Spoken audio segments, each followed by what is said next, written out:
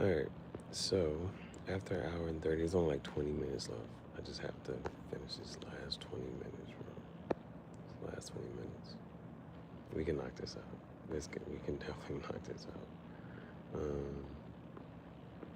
So, let's just do this movie review after hour and 30 minutes. Okay. Turn the sunshine in the spotless mind. Actually, apparently now it's coming from a quote in the from Alexander Pope Alexander. So, if I can recall this correctly, who does this? Well, let me see. There was a whole thing of like with different this and the third.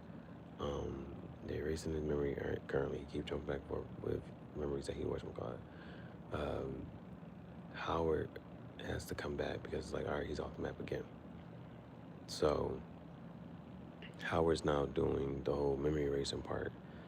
And so Stan was like, all right, well, if you let me just, if it's okay with everybody here, I'll just go ahead and, just step outside and catch some fresh air. Now, within all of this, when Mary walked in, her and Stan did it already, like, so they're supposed to be like a thing. There's a lot of little stuff just going on here, so. Now, mind you, Howard is Mirjwag. He's the head doctor for that whatchamacallit. And Mary was a receptionist at this place. So Stan was like, I'm gonna just go outside and catch some fresh air. I was like, all right. So it's just Mary and Howard. So Mary started to talk. She was like, yeah, do you like quotes, like famous quotes or whatever? And he's like, sure, whatever. And so she says one. And she said something about the whole forgetting because they have the better whatever. It's whatever. And it's from Nietzsche. He's like, oh, that's Nietzsche, right? Says that. And then she says, oh, well, here's another one from Pope Alexander. You mean Alexander Pope? She was like, yeah. So she recites a little Jane. And then the end of it is like the eternal sunshine of the spotless mind. But then she also, before that, I was trying to remember, there was one I was trying to like, the part of that quote, I was trying to remember something about she said, the world forgotten by the forgotten world, or something like that. The forgotten world by the world forgetting, or something. She said something. I was trying to wrap my head around it. She was like, the world forgotten by the forgetting world, or something like that. I should have watched it. Anyway, but she says that quote or whatever. Then she gets up. Now, mind you, Howard's supposed to be doing a whole memory erasing thing. She gets up, and then she kisses Howard, and she was like, "Oh, forgive me." She was like, she was always in love with him or whatever. She's like, she loves you. She told him that she told him that she loved him for a long time, and so then he was like, I'm married, I got kids. You gotta check the last few live streams. She was like, he was like, I'm married, I got kids, and but he comes over, he comes closer to her, and then they start kissing or whatever. And so Stan is outside and he's watching, and he's just looking from the mirror, like not from the mirror, but he's watching from the van, and he can see them through the whatchamacallit. So he was like, but then as he's looking, a car pulls up, and it's his wife, it's Howard's wife. And so, what's his name? Stan like honks the horn like, brr, brr. And then, so Howard and Mary come running out, and he's like, oh, it was just, I came over for work. It wasn't this time, it was just a one time, da da da.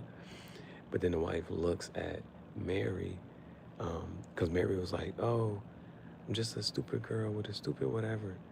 And Mary's like, she said something about she's been a stupid girl with a stupid dream or something like that. And then the wife looks at her and was like, oh no, you can have him. You did. And so her saying that, she's like, you can have him. You did. in like the past tense. So she looks at Howard. Mary looks at Howard. And he's like, "Yeah, um, you asked for the procedure. You know, she was like, he was like, you know, things happen. You asked for the procedure so that you could, you know, yeah." And then so she leaves. She goes back to the office and she goes to look for her file, because you know, like you're supposed to bring stuff and you got to talk about, you know, the memory or whatever, so they can go back. They can figure out where the memory is in your brain, and then they can go back and erase it. So she finds her tape, and so she finds the tape and she's talking like she. This tape starts with her saying that she liked him, and you know she wanted him to view her as intelligent. So you know those are the parts of her telling him her telling him the quotes. So she was like, yeah, that she liked him, and she just wanted him to view her as smart and things like that, and that he didn't come on to her initially. So that's another reason she liked him. And so it was like those. So she's listening to the tape, and so she's breaking down, and then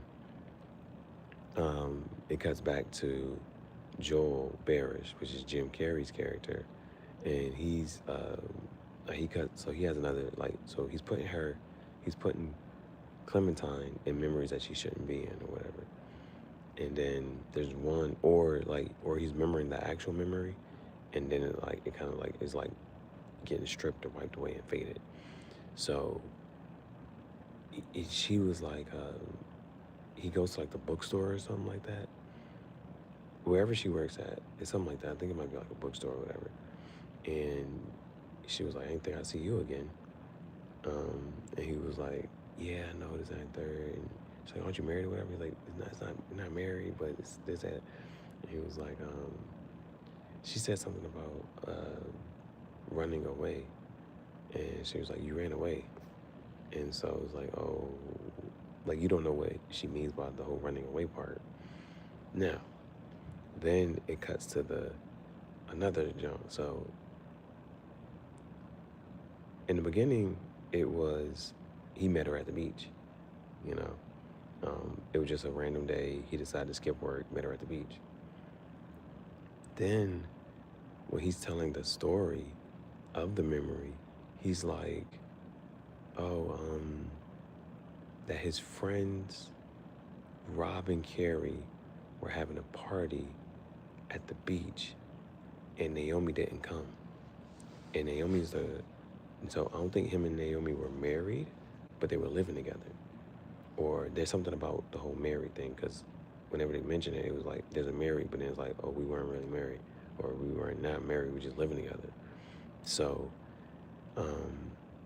but apparently, this time in the memory, he was like, so the first time he said it, he was like, Mary didn't come, and this is where he met Clementine. This time, Mary, it shows like getting the stuff out the car and setting it up, and so Naomi was there. I said Mary. Naomi is her name. Naomi is the one that he's not married to, allegedly, apparently, whatever. But he's living with Naomi. When he told the memory initially, he was like, Naomi didn't come. So now it's the memory again. Naomi did come. So they're setting up, is him, Naomi, Rob, and Carrie. They set up at the beach. They have this little bonfire or something. But the first time he said it, he's like, he don't like parties. So he was sitting like off, he was just sitting off by the wayside. And he was like, oh, well, like now they were all flying these little airplanes or whatever. But he did remember seeing, he's like, that's the first time he saw her orange jacket. And he's like, I remember seeing that orange sweatshirt, and I just thought it was so cool. It was an orange sweatshirt. Like, who has an orange sweatshirt or something like that? He's like, so, like, he's like remembering. He's like, yeah, like Naomi actually did come. That's the girl that he was apparently living with. Rob and Carrie, they were flying airplanes and stuff at the beach, and then he's like, yeah, I do remember seeing that orange sweatshirt off in the distance or whatever. She ends up sitting beside him, and she introduces herself as Clementine or whatever, and Um, she was like, "Can I borrow a piece of your chicken?" And so she grabs a piece of his chicken, like he doesn't without. So he was like, "You just grabbed a piece of chicken without me even answering." And so she she grabs. She's like, "Can I borrow a piece of your chicken?" She grabs the chicken and starts eating it. And he was like, "You just grabbed a piece. Like I didn't even answer, and you just took a piece." And he so in his mind was like, it was as if he was already in a relationship. And so it was that. And then she was like, "Don't make any jokes about my name." He was like, "Oh, what? Like the hound, like the hound dog, whatever, the whatever. Oh my darling, oh my darling, Clementine." So he starts singing the song. And so he says the little hound dog thing or whatever, and then he says "Oh my darling Clementine." So remember, in the beginning of the movie when they first met, she was like, "Don't." She said something about joking her name. He was like, I don't know any jokes about your name." And she's like, "Seriously, you don't know the hound dog?"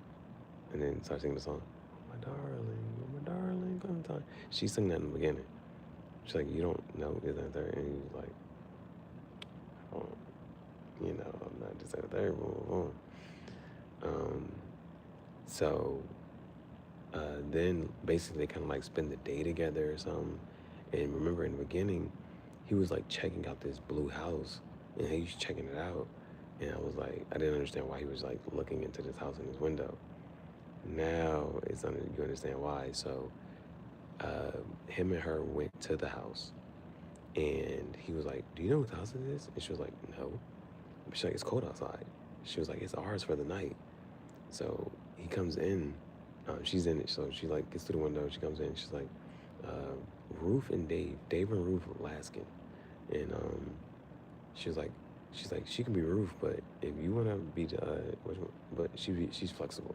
She was like, "We gotta find some candles, find some lights in the liquor cabinet." And she's like, "Oh, I got that call. You want some wine or whatever?" So they done spent this whole day together. Then she goes upstairs. She's like, "Oh, I'm going upstairs to change into something a little more roof-like. Like, again, like basically whoever David Ruth Laskin is, she was like, she could be Ruth, but she's flexible in case he wants to be whatever. Like, she's just making jokes or whatever. But she's like, go up there and change. So she goes up there to change, and that's when he left. He ran. And that's tough. That's tough. So,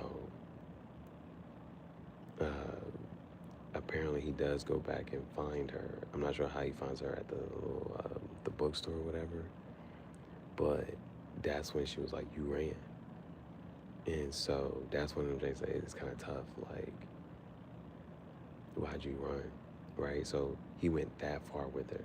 They got all the way, spent the whole day, done hop. And she was like, "This house is ours for the night," and this and the third. Like, just, those things that, like, moments where you're like doing something that's kind of like, you know, like exciting or like you shouldn't be doing, your heart is racing, those like so he's having this moment living with her, and the whole day is just like, so it's just one of those type of things.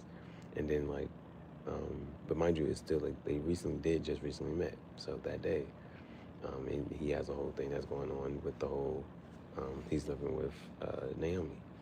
So so yeah, uh, they have this whole little thing, and then she's like, "Oh, I gotta go." Well, no, she was like, "Well, why'd you run?" And he was like, "Because you said so go." But you said it with like such disdain. And so she was like, "She just left." And no, he was like, "He just left." Apparently, she said something about so go. He said, "You said it with so much disdain." I just, and with how everything was going and how his personality is set up and all those type of things. Like, so, um, I can, like, that's tough. Like, he just left. They were having this whole day and everything's going well, and they're just moving and moving and moving and moving, and then he leaves. He leaves because he got scared, and so yeah. But then he eventually does find her at the whatchamacallit, and he wants to try. So there's that. There's that. So, um, the one thing, so this whole thing is a memory of how that whole thing went. And so, yeah, she was like, "You just gonna leave without saying bye?" And he was like, I walked out. I didn't. She was like, "Well, at least make a goodbye this time, you know? Make make part of the memory different. Make it say goodbye or whatever." So they go to like kiss, but she's like, "Meet me at Montauk." And so that's where it's one of those like of a fleeting or fainting, whatever. Like he not sure, because one of the things was the girl Mary when she came on Howard, even though it had been erased, she still had this like attraction to him. She still wanted to do whatever. So this one of those, she was like, "Meet me at Montauk." And so that's when, in the beginning of the movie, he gets on the train and um, he skips work. And at the timing of it, the train is one of the other trains going the other direction, is going toward Montauk. And that's where he goes. So that was one of